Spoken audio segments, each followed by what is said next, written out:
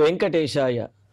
గురుర్బ్రహ్మ గురుర్విష్ణు గురుర్దేవో మహేశ్వరః గురుః సాక్షాత్ పరం బ్రహ్మ తస్మై శ్రీ గురవే నమః. జటిలం చీరవసనం దండకారణ్యవాసినం మునివేషధరం ధ్యాయేత్ అరణ్యే కాండ ఉత్తమే. శ్రీరామచంద్ర పరబ్రహ్మణే నమః. అథ శ్రీమద్ రామాయణే వాల్మీకీయే ఆదికావ్యే అరణ్యకాండే చతుర్థ సర్గః. తదేవ రామేణ నిశమ్య భాషితం కృతామతిస్తస్య బిల ప్రవేశనే. బిలంచ రామేణ బలేన రక్షస ప్రవేశ్యమానేన వనం వినాదితం. విరాధవధ ఘట్టాన్ని మనం పూర్తి చేసుకుంటూ ఉన్నాం. విరాధుడు తనను రామచంద్రమూర్తి వధించేటటువంటి ఉపాయాన్ని విరాధుడు కూడా చెప్పాడు. అదే ఉపాయాన్ని రామచంద్రమూర్తి అమలుపరిచే సందర్భంలో, ఆలోచించిన సందర్భంలో ఇక తనకు మోక్షము తథ్యము, ఇక తనకు శాప విమోచనం కాబోతున్నది అని చెప్పి జ్ఞానోదయం అయినటువంటి వాడై, రామచంద్ర నిన్ను సీతాదేవిని లక్ష్మణస్వామిని కూడా తెలుసుకున్నానయ్యా, నీవు నన్ను తరింపజేయడానికే ఇక్కడికి వచ్చావు అని తనను ఆ విధంగా భూమిలో ఉంచమని, ఖననం చేయమని, పాతిపెట్టమని చెప్పి విరాధుడే చెప్పాడు. ఆ సందర్భంలో విరాధుడు మరిన్ని ప్రత్యేకమైనటువంటి, అంటే ఏమిటి, భగవంతుడు ప్రత్యక్షమైనప్పుడు ఏమని కోరుకోవాలో వాటినన్నిటినీ కూడా చక్కగా కోరుకున్నాడు. పరమాత్మ నా బుద్ధి ఎల్లప్పుడూ కూడా నీయందే లగ్నమై ఉండే విధంగా అనుగ్రహించవయ్యా. అదేవిధంగా ఈ సన్నివేశాన్ని, ఈ ఘట్టాన్ని ఎవరైతే వింటారో వారికి కూడా సముచితమైనటువంటి ఫలాన్ని అనుగ్రహించవయ్యా అని అంటూ, ఇతఃపరం త్వచ్చరణారవిందయో స్మృతి సదా మేస్తు భవోపశాంతయే త్వన్నామ సంకీర్తనమేవ వాణి కరోతు మే కర్ణపుటం త్వదీయం. నా వాక్కు నీ నామస్మరణతోటి, నీ నామ జపంతోటి, కీర్తనంతోటి పవిత్రమవ్వాలి. నా కర్ణములు నీ నామస్మరణతోటి పునీతమవ్వాలి అని అంటూ, కథామృతం పాతు కరద్వయం మే పాదారవిందార్చనమేవ కుర్యాత్ శిరశ్చతే పాదయుగ ప్రణామం కరోతు నిత్యం భవదీయమేవం అని అంటూ, పరమాత్మ నా చేతులు నీకు నమస్కరించడానికి, నా శిరస్సు నీకు వంచి పాదాభివందనం చేయడానికి, ఇలాగా నా ప్రతి అవయవము కూడా నీ సేవలో ఇక పైన తరించే విధంగా అటువంటి బుద్ధిని నాకు అనుగ్రహించవయ్యా అని చెప్పి విరాధుడు కోరినట్లుగా మనకు ఆధ్యాత్మ రామాయణంలో తెలుస్తున్నది. అంతే కదండి. కమలాక్షు నర్చించు కరములు కరములు శ్రీనాథు వర్ణించు జిహ్వ జిహ్వ అని చెప్తూ, భగవంతుని యొక్క సేవలో తరించినప్పుడే మన జ్ఞానేంద్రియములకు, కర్మేంద్రియములకు కూడా సార్థకత అనేది చేకూరుతుంది. లేకపోతే అవి వ్యర్థమైనవే అవుతాయి. మరి అలాగా ఈ విరాధుడు కూడా చక్కగా అటువంటి కోరికను కోరితే రామచంద్రమూర్తి అనుగ్రహిస్తీరా అంటున్నాడు. గచ్చ విద్యాధరాశేషం గచ్చ విద్యాధరాశేష మాయా దోష గుణాజితాః త్వయా మద్దర్శనాత్ సద్యః ముక్తో జ్ఞానవతాం వరః. విద్యాధర, ఓ గంధర్వ, నీవు యథాసుఖం నీ లోకానికి నువ్వు వెళ్ళవయ్యా అని అంటూ, రామేణ రక్షో నిధనం సుఘోరం శాపాద్విముక్తిర్వరదానమేవం విద్యాధరత్వం పునరేవ లబ్ధం రామం గృణన్నీతి నరోఖిలార్థాన్. ఈ విరాధవధ ఘట్టాన్ని ఎవరైతే వింటారో వారు రామానుగ్రహంతో సమస్తమైనటువంటి కోరికలను, అంటే అభీష్టములను కూడా నెరవేర్చుకుంటారు. అదేవిధంగా వారికి ఏమైనా దోషములు కనుక ఉన్నట్లయితే, శాపములు లాంటివి ఏదైనా ఉన్నట్లయితే కనుక అవన్నీ కూడా తొలగిపోయి పూర్తి జ్ఞానోదయము, శాప విమోచనము మొదలైనవన్నీ కూడా కలుగుతాయి అని చెప్పి మనకు పెద్దలు తెలియజేస్తున్నారు. ఈ విధంగా విరాధవధ ఘట్టాన్ని పారాయణ చేసిన అనేక ఫలితాలు మనకు తెలియజేశారు. అంటే విరాధవధ ద్వారా మనం తెలుసుకోవలసింది ఏమిటి అంటే, ఎప్పుడైతే రాక్షసత్వంలోనూ మాయలోనూ ఉన్నామో అప్పుడు భగవంతుని యొక్క గొప్పతనాన్ని తెలుసుకోలేము, భగవంతుడి మీదే తిరగబడడానికి కూడా ప్రయత్నిస్తాము. కానీ ఎప్పుడైతే జ్ఞానోదయం అనేది కలిగిందో అప్పుడు భగవంతుని యొక్క గొప్పతనాన్ని తెలుసుకుంటాము, మనం కోల్పోయినటువంటి వాటిని కూడా మరలా మనం పొందగలుగుతాము అని చెప్పి. మరి అదేవిధంగా కదా విరాధుడు గంధర్వత్వాన్ని పొందాడు, శాపవిమోచనాన్ని పొంది మరలా గంధర్వుడై తన లోకానికి చక్కగా సుఖంగా వెళ్ళగలిగాడు. అందుకనే ఈ ఘట్టాన్ని పారాయణ చేసినా, ఈ ఘట్టాన్ని శ్రవణం చేసినా అంటే విన్నా సరే ఆ విధంగా మనలో ఉన్నటువంటి అజ్ఞానము తొలగిపోయి భగవద్భక్తి పెంపొందించబడి మన అభీష్టములన్నీ కూడా రామానుగ్రహంతో నెరవేరుతాయి అని మనకు పెద్దలు ఫలశ్రుతిలో తెలియజేస్తున్నారు. మరి ఇదే విషయాన్ని విరాధుడు కూడా రామచంద్రమూర్తిని అడిగాడు. రాముడు కూడా అనుగ్రహించి ఆ విధంగా వరాన్ని ఇచ్చినట్లుగా ఇలాగా అనుగ్రహించి చెప్పాడనమాట. మరి అలాగా విరాధుడు తనను ఆ బిలమయందు ఉంచమని చెప్పిన తర్వాత అదేవిధంగా రామేణ తద్భాషితమేవ నిశమ్య, విరాధుడు చెప్పినటువంటి మాటలను విని తాను ఆలోచించినటువంటి ఉపాయము విరాధుడు చెప్పినటువంటిది ఒకటే అవటంతో అతని అభీష్టం ప్రకారమే రాముడు ఈ విధంగా చేసినట్లు అయినదనమాట. ఆ విధంగానే చేసి బిలం ప్రవేశ్యమానేనా, అతడిని ఆ గొయ్యందు బిలమయందు ప్రవేశపెడుతూ ఉంటే అతని యొక్క శరీరము నుండి అతను అరుస్తున్నటువంటి అరుపులు అడవిలో అంతా కూడా ప్రతిధ్వనిస్తూ ఉన్నాయి. అంతా చాలా ఘోరమైనటువంటి శబ్దం వస్తూ ఉన్నది.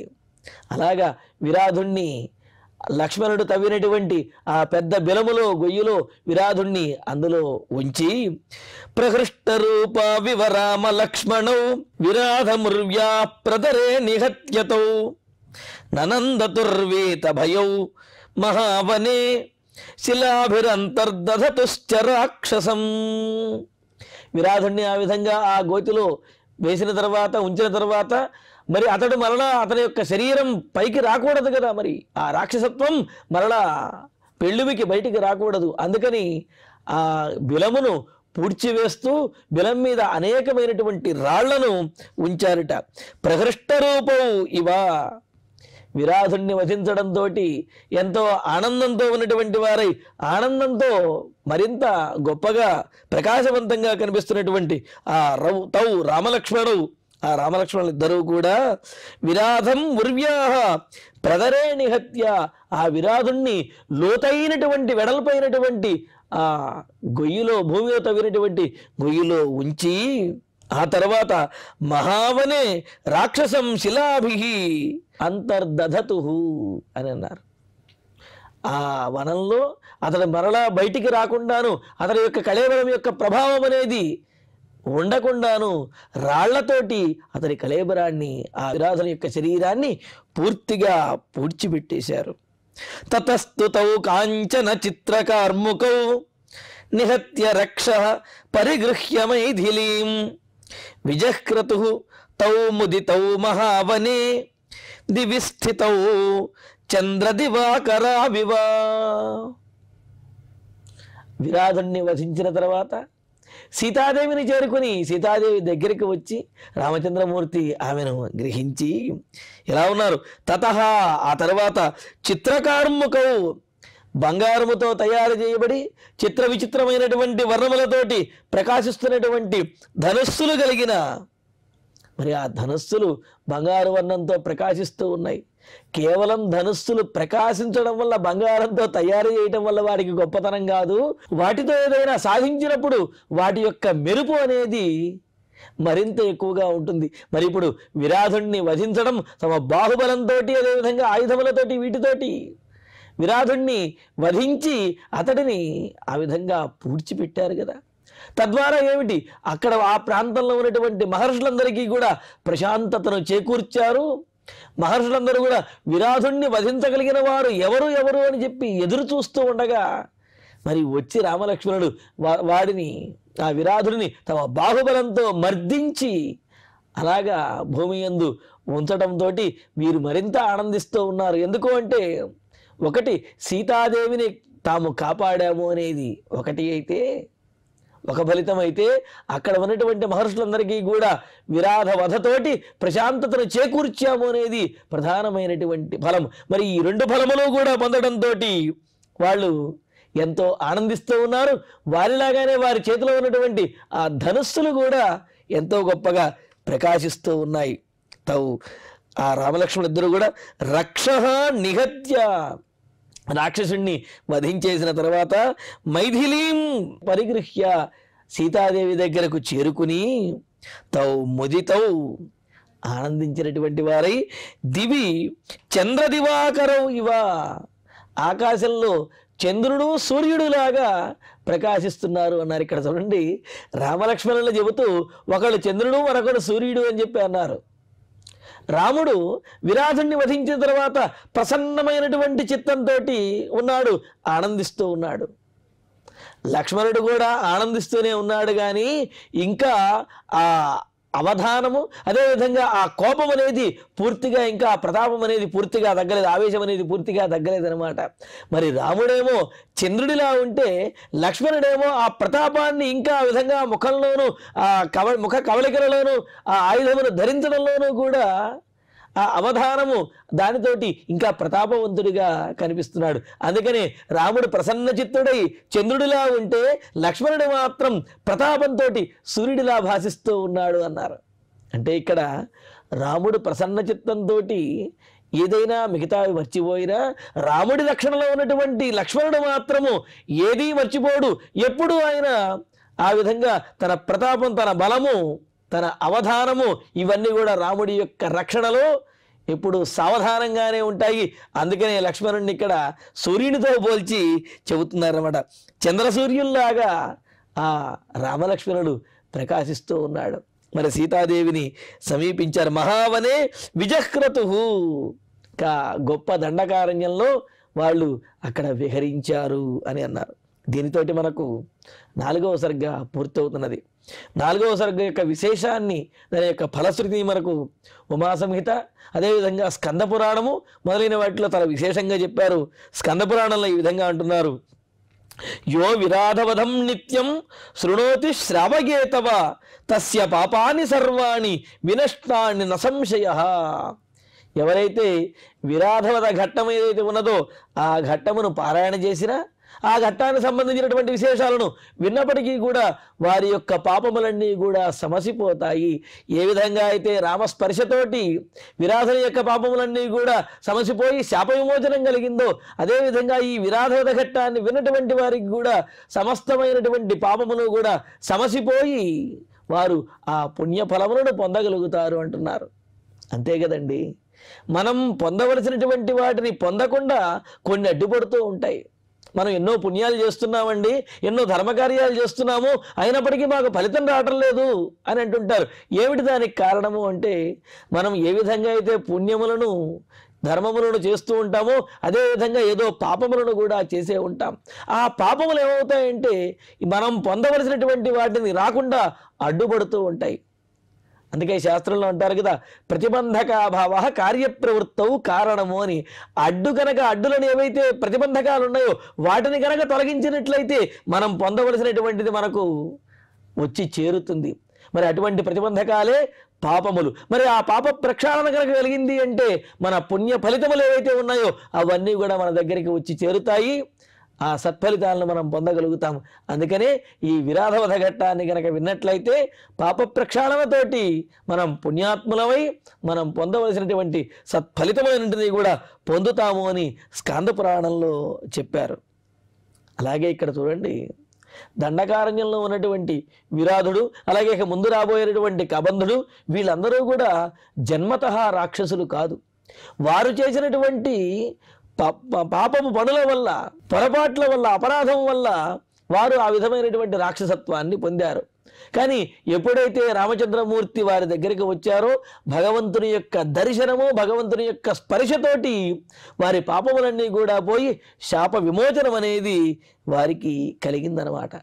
అలాగే మనము కూడా తెలిసి తెలియక ఎన్నో పాపములు చేసి ఉంటాం. మరి అవన్నీ తొలగిపోవాలి అని అంటే మనం దేవాలయానికి వెళ్ళడము, ఆ భగవంతుణ్ణి అర్చించడము, దేవాలయంలో మనం చేయగలిగినటువంటి సేవలను చెయ్యటము, భగవద్భక్తులను ప్రోత్సహించడము, ధర్మకార్యములు చేయటము, వీటి ద్వారా భగవద్ అనుగ్రహంతో మన పాపములు ఏవైతే ఉన్నాయో అవన్నీ కూడా సమసిపోయి మనం పుణ్యాత్ములమై మనం పొందవలసినటువంటివి, అదేవిధంగా పుణ్య ఫలితములను పొందుతూ మన కష్టములన్నింటినీ కూడా తొలగించుకోగలుగుతాము అని విరాధవధ ఘట్టం ద్వారా మనకు తెలియజేస్తూ ఉన్నారు.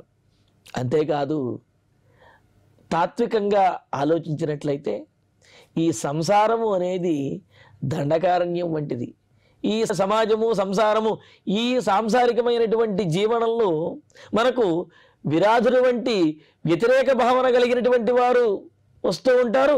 మహర్షుల వంటి దైవికమైనటువంటి భావనలతోటి సానుకూలమైనటువంటి ప్రవృత్తితో ఉండేవారు కూడా కనిపిస్తూ ఉంటారు.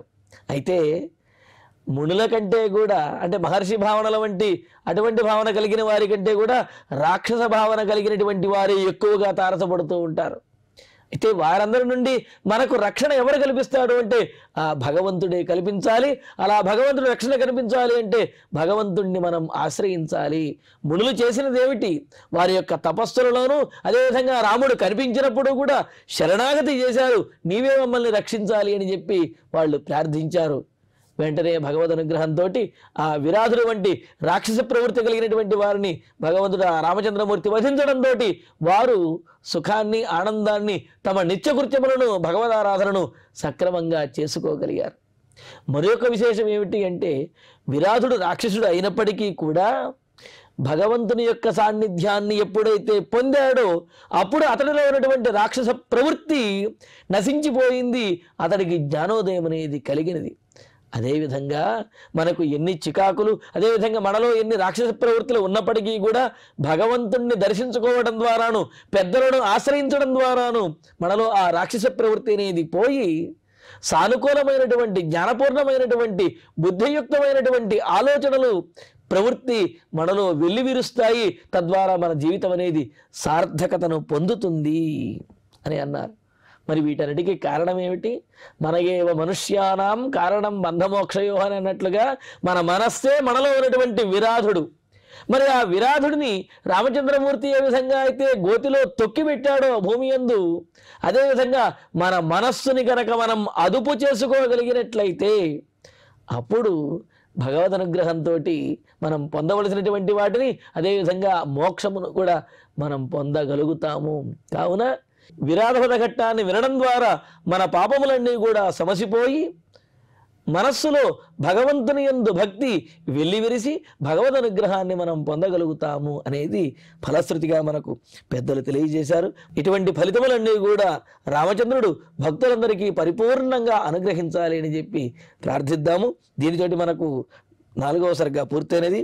తతస్తుతౌ కాంచన చిత్రకార్ముకౌ నిహత్య రక్షః పరిగృహ్య మైథిలీం విజహ్రతుస్తౌ ముదితౌ మహావనే దివిస్థితౌ చంద్రదివాకరావివ ఇతి శ్రీమద్ రామాయణే అరణ్యకాండే 4థః సర్గః. అథ శ్రీమద్ రామాయణే వాల్మీకీయే ఆదికావ్యే అరణ్యకాండే 5మః సర్గః. హత్వా తు తం భీమబలం విరాధం రాక్షసం వనే తతః సీతాం పరిష్వజ్య సమాశ్వాస్య చ వీర్యవాన్ అబ్రవీల్లక్ష్మణం రామః భ్రాతరం దీప్త తేజసం. పరాక్రమవంతులైనటువంటి ఆ రామలక్ష్మణుడు విరాధుణ్ణి వధించిన తర్వాత జరిగినటువంటి శరభంగ మహర్షి యొక్క ఆశ్రమానికి వెళ్ళడము, అక్కడ ఉన్నటువంటి మహర్షులందరికీ ఉన్న ఇబ్బందులన్నీ తొలగించడము, అదేవిధంగా మిగతా రాక్షసులని, కరుడు మొదలైనటువంటి మిగతా రాక్షసులని వధించడానికి ప్రేరణను పొందటము, ఇవన్నీ కూడా మనకు ఈ 5వ సర్గలో తారసపడతాయన్నమాట. మరి ఆ విరాధుణ్ణి వధించిన తర్వాత రామలక్ష్మణులిద్దరూ కూడా ఎంతో ఆనందించిన వారై, అదేవిధంగా సీతాదేవిని రామచంద్రమూర్తి ప్రత్యేకంగా ఓదార్చుతున్నాడు. ఎందుకని? వీర్యవాన్ రామ, శౌర్యవీర్య పరాక్రమాలలో మేటి అయినటువంటి ఆ రామచంద్రమూర్తి వనే భీమబలం రాక్షసం విరాధం హత్వా, ఆ వనంలో భయంకరమైనటువంటి వాడు గొప్ప బలం కలిగినటువంటి వాడు అయిన విరాధుణ్ణి వధించిన తర్వాత సీతాం పరిష్వజ్య, సీతాదేవి దగ్గరకు వచ్చి ఆమెను దగ్గరకు తీసుకుని సమాశ్వాస్యచ, ఓదార్చుతూ ఉన్నాడు. ఎందుకని? ఆ విరాధుడు సీతాదేవిని ఆక్రమించబోయాడు, సీతాదేవిని పట్టుకున్నాడు కదా. మరి అదేవిధంగా అతని యొక్క భీకరమైనటువంటి ఆ భీకరమైనటువంటి ఆ ముఖాన్ని, అతని యొక్క అరుపుని వినేటప్పటికే ఎంతో భయం కలుగుతుంది కదా. ఆ విరాధుని యొక్క పీడతోటి ఎంతో భయమును పొంది విరాధుడు తనను స్పర్శించాడు అని ఎంతో సిగ్గుపడుతూ ఉన్నటువంటి ఆ సీతాదేవిని రామచంద్రమూర్తి దగ్గరకు తీసుకుని ఆమెను ఓదార్చి దీప్త తేజసం భ్రాతరం లక్ష్మణం అబ్రవీత్, తేజస్సుతో ప్రకాశిస్తున్నటువంటి వాడైన ఆ లక్ష్మణునితోటి రాముడు అంటున్నాడు. ఇక్కడ ఇంతకుముందే అనుకున్నాం, విరాధవధ తర్వాత రాముడు పూర్తిగా సామాన్య స్థితికి, సాధారణమైనటువంటి స్థితికి వచ్చి సీతాదేవిని ఓదార్చుతూ బుజ్జగిస్తూ ఆమెకు ధైర్యం చెబుతూ ఉన్నాడు. లక్ష్మణుడు మాత్రం సాధారణమైన స్థితికి రాలేదు. అతని యొక్క ప్రతాపం ఇంకా అలాగే ఉన్నది, ఇంకా సావధానంగానే ఉన్నాడు. ఎప్పుడు యుద్ధానికైనా సరే సిద్ధము అన్నట్లుగా ఆ ముఖంలోనూ అతని యొక్క ఆయుధమును ధరించడంలోనూ కూడా ఆ విధంగా ఉన్నాడు. అందుకనే దీప్త తేజసం, ప్రతాపంతో ప్రకాశిస్తున్నటువంటి వాడైన లక్ష్మణునితోటి ఈ విధంగా అంటున్నాడు.